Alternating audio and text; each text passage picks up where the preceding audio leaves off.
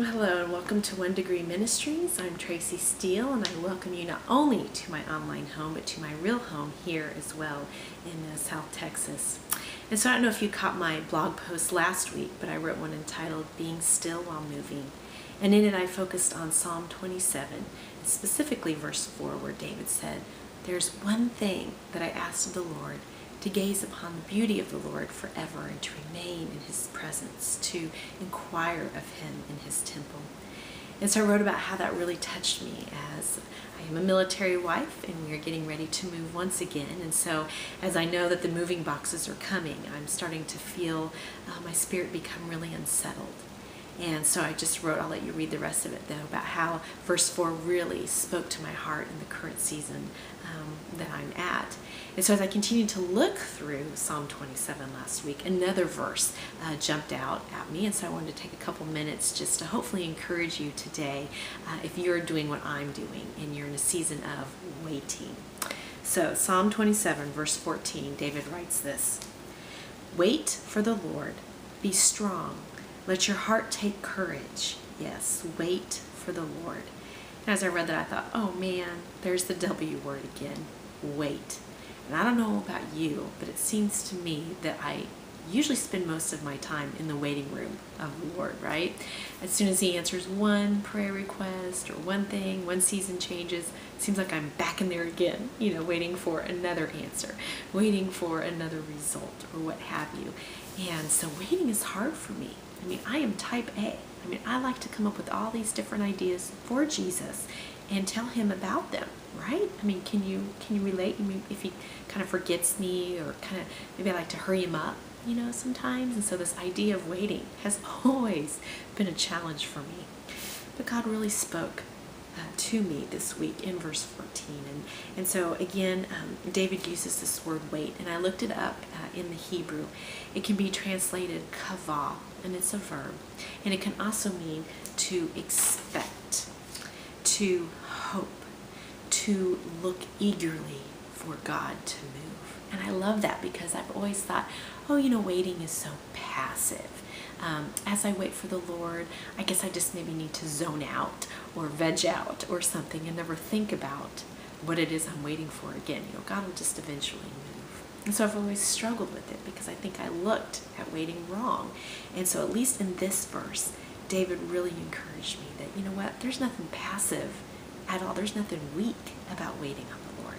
That when I'm truly waiting in this sense, as David is, it means I am expecting God to move, that there is still some action going on in my heart and my mind while I wait, that I am hoping that God's goodness will come out, that God's justice will be seen in this situation, that I am to look eagerly for God's faithfulness, to look eagerly again for God's goodness, for his will to be done, that sort of thing. And that really challenged me.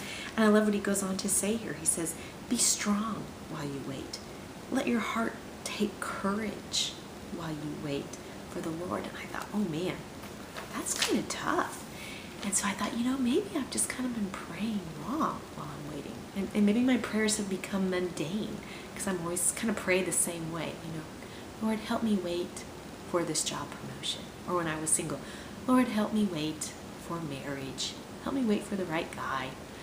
Now, help me wait for children. I'm not saying that's wrong.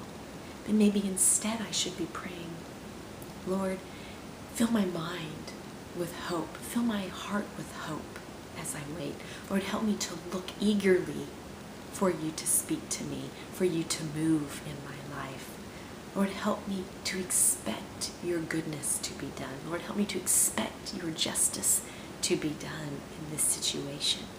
So maybe I need to pray more about how I actually wait. Maybe that's the point. God's always looking to do a new thing in our hearts and our minds. And I think when he makes us wait, that's what he's trying to do.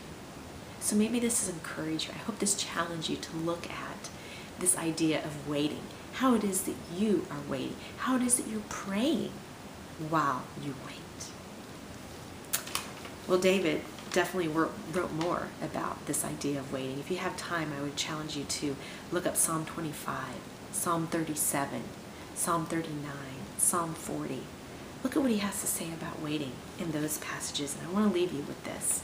In Psalm 52, verse 9, David writes the following: I will thank you, God, forever, because you have done it. I will wait for your name, for it is good in the presence of the godly. And there were a lot of it's that God did in David's life. There have been a lot of it's that God has done in my life. And I assure you, there's a lot of it's, or maybe I'll call them 1 degrees, that God has done and is doing in your life. I would challenge you to remember some of those. To remember that God's name is good, and so therefore it is good for us to wait on Him. So I hope this encourages you today, if you're in the waiting room like I am, to look for God, to hope for God, to look expectantly for God to move, because eventually He will. Eventually, Jeremiah 29:13 says He will be found by those who seek Him with a whole heart. So I pray that you will seek Him with the whole heart, that you will ask Him to help your heart to be strong, that you will ask Him to help you take courage as you wait. So thank you for letting me be a part of your day. I pray this encourages you. I'd love to know your thoughts. Leave me a comment about waiting, any other verses that have encouraged you, and I hope you have a blessed week as you pursue Jesus. Thank you so much. God bless.